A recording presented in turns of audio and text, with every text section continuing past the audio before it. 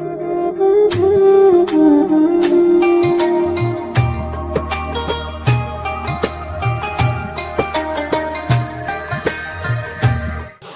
علیکم ورحمۃ اللہ وبرکاتہ۔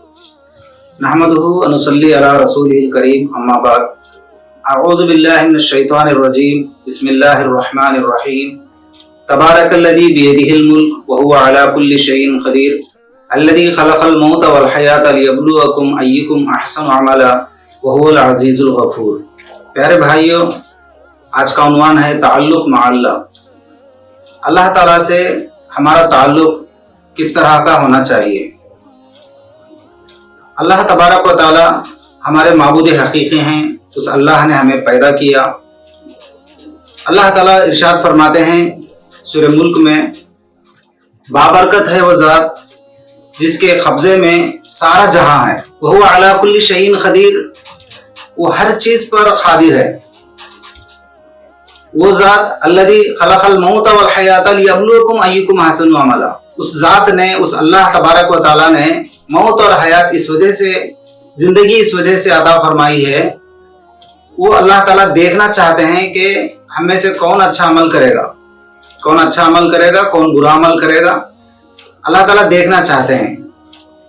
اور اللہ ارشاد فرماتے ہیں، من عمل صالحا من ذکر او انثی وهو مؤمن فلنحیینہ حیاتا طیبہ، مرد ہو کہ عورت ہو جس نے پاکیزہ زندگی گزارتے ہیں، اچھا عمل کرتے ہیں، اس کو پاکیزہ زندگی اللہ دیتے ہیں۔ دنیا میں بھی اللہ تعالیٰ پاکیزہ زندگی دیتے ہیں، اور وہ پاکیزہ زندگی سے وہ آدمی جب زندگی گزارتا ہے اور پھر مرنے کے بعد والی زندگی میں بھی اللہ تبارک و تعالیٰ اس کو کیے ہوئے عمل کا اچھا بدلہ عطا فرماتے ہیں۔ اور اللہ تبارک و تعالیٰ کو یہ دنیاوی زندگی میں ہمارا عمل مقصود ہے، اسی لیے ہمارا تعلق اللہ سے اچھا ہونا چاہیے اور عمل بھی اچھا ہونا چاہیے۔ ان الذین قالوا ربنا اللہ ثم استقاموا تتنزل علیہم الملائکہ، جو آدمی میرا رب اللہ کہتا ہو کہ میرا پیدا کرنے والا اللہ، مجھے میرا رب اللہ، میرے پالنے اور پوسنے والا اللہ، تو اس وحدانیت کے ساتھ جب عمل پیرا ہو کر آدمی اچھی زندگی جیتا ہے،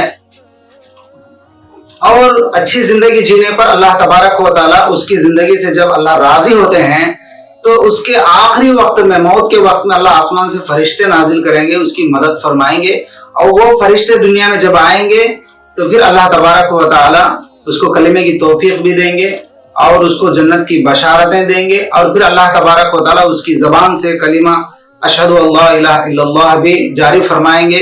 اس کی دنیاوی زندگی کامیاب اور آخرت کی زندگی بھی کامیاب ہو جائے گی۔ تو اس کے لیے ہر مرد اور عورت کو چاہیے کہ زندگی میں اللہ کی رضا اور اللہ سے ایک سچا تعلق ہونا چاہیے۔ تو اللہ کا تعلق اسی وجہ سے، اللہ کی عبادت اسی وجہ سے، اور ہم کو اللہ تعالیٰ ہی نے پیدا کیا، اور پھر اللہ تعالیٰ نے ہی ہم کو زندگی دی۔ ہمارے پالنے اور پوسنے والا وہی اکیلا خدا ہے، اس اللہ کی عبادت ہمارے اوپر لازم ہے۔ اور پھر اس کو راضی کرنے کے لیے، اس کی اطاعت و فرما برداری کے لیے ہم کیا عمل کرنا چاہیے؟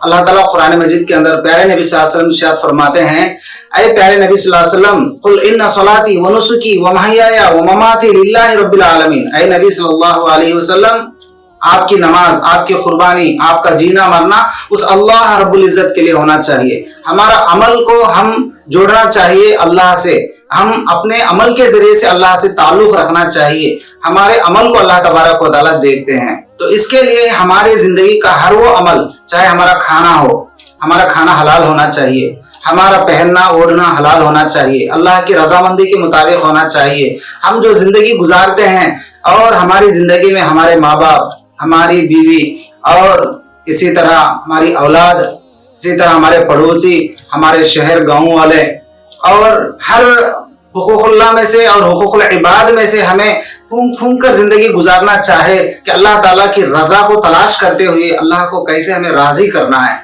اس طرح اللہ کی رضا کی تلاش کرتے ہوئے اگر ہم زندگی گزاریں گے، اللہ تبارک و تعالیٰ دنیا میں بھی کامیاب کریں گے اور آخرت میں بھی کامیاب کریں گے۔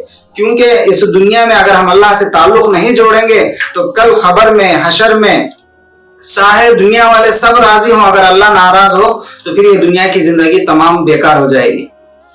तो इसके लिए आखिरत की फिक्र हमारे अंदर होना चाहिए। इसलिए दुनियावी जिंदगी में हम किसी भी तरह अल्लाह से राजी हों, अल्लाह को राजी करने के लिए हमें अपनी जिंदगी को गुजारना चाहिए।